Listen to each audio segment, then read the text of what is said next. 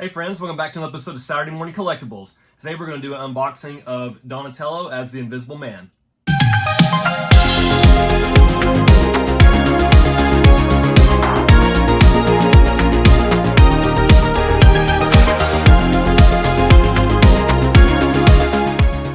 So this particular figure has been on my most anticipated list ever since they first announced it.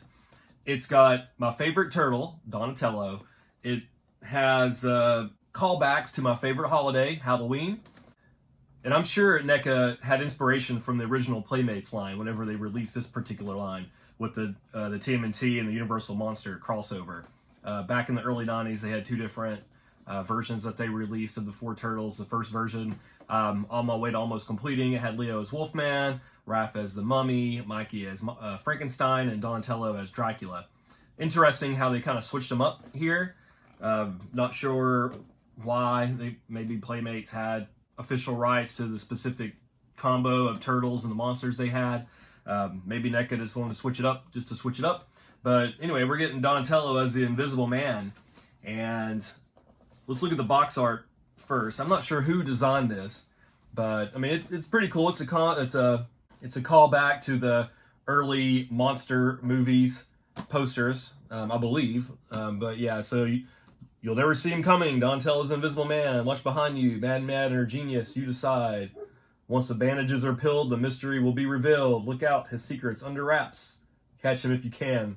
Yeah, so I just think that's really cool how it calls back to the vintage monster movie posters. And here we got a side profile of the other figures that they had released at this point. At this time, they've released many more since then. Price point on this guy, I think he retails probably $35 or $36 if you go to Target or Walmart or somewhere like that. But I bought him from my local comic book store.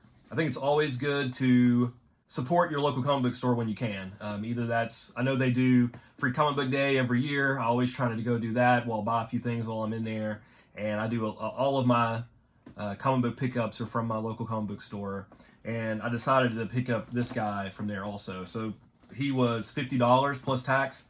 So about $15 above retail, but I felt okay about it because I feel like I'm supporting my local comic book store. And I feel like without support from us that they will quickly go under. So, you know, it's important to keep those guys afloat. But let's break this guy out.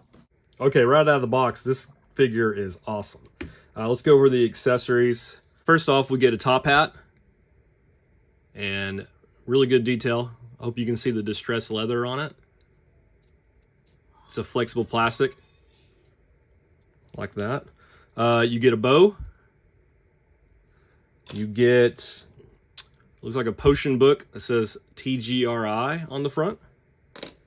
You get a magnifying glass type thing. I'm sorry, I'm not a chemist. I have no idea what this the actual term is. You get a little beaker type thing where you can put your potions in and a little stir on it there to mix it with. Now the hands, actually before we do that, let's look at the alternate head. That's pretty neat. It's hollow inside. I like that. Now the hands, usually the biggest thing that never changes from figure to figure. And in this case, you know, it's still roughly the same. You get the general same type of hands, the pointy hand, the hand that you can hold on to the bow with. You're going to get an open hand here too, right here. So you get 3 sets of extra hands anyway with it. And the cool thing here, I think, is the invisible set of hands and feet you get. That's pretty neat. So here's one of the hands. And here is one of the feet. Completely transparent. It's pretty cool. Good job, NECA. I like that touch. As far as the figure itself, a lot of good detail here. This is totally different than the cartoon line, which is the one that I get most often. I rarely get to see what NECA does in addition to the cartoon line. But I love this detail here. The purple undercoat feels like rough thread here. The head, it all looks like distressed leather to me, which I think is a really nice touch here. where this guy's supposed to be more of a, I don't know, when did the Universal Monster stuff first started coming out? Maybe the 30s and 40s, 50s maybe. But yeah, the coat, you get the flexible plastic. Let's look at the well, before you go to articulation, look at the back shell. It's totally translucent, invisible. You get 3 different pizza slices behind it. I think that's pretty neat. Of course, the head going to be the same. You get it on the swivel you can pop off. You're going to get the shoulder joint. It looks like it's a little more flexible than the cartoon ones are right out of the box. Elbow joint. Of course, hands come out.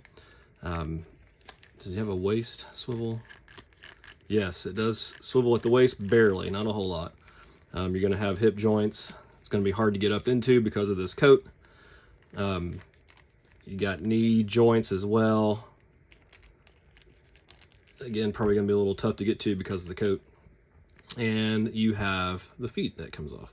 Now, the feet and the hands that are default with it, you get the black hands, set of black hands with closed fists, so he's not going to be able to hold anything with what comes with it. And then the feet are semi-translucent. They got the bandages over top with the translucent feet underneath. Yeah, so curious what you guys think of this figure. Is it somebody that you would want to purchase? Did you want to purchase the entire TMNT Universal Monster crossover? You're looking for one particular figure that maybe you might be fond of, like me with Donatello. I do like Donatello as the Invisible Man. In the beginning, honestly, I was a little shocked that they didn't do him as maybe Dracula, like the original Playmates line. But I do think it fits as a Donatello, knowing that he's a scientist in the cartoon, to knowing that, hey, they used him as a mad scientist with the Invisible Man. Maybe you could have argued that he could have been maybe Mr. Frankenstein, but I do think he does well as the Invisible Man. I like all the accessories they added with him. As far as how I posed him, I kept it very simplistic. I did not want to use the bow because I figure he always has the bow, and I wanted this to be something unique. So I have the TGRI potion book and his top hat, and that's it. So I might change it up later on, but for now, that's what I decided to pose him as. But yeah, curious what you guys thought of this figure in the comments. Please let me know. And as always, if you like the content, please make sure to like, comment, and subscribe. It really helps me out. All right, talk next time. Bye.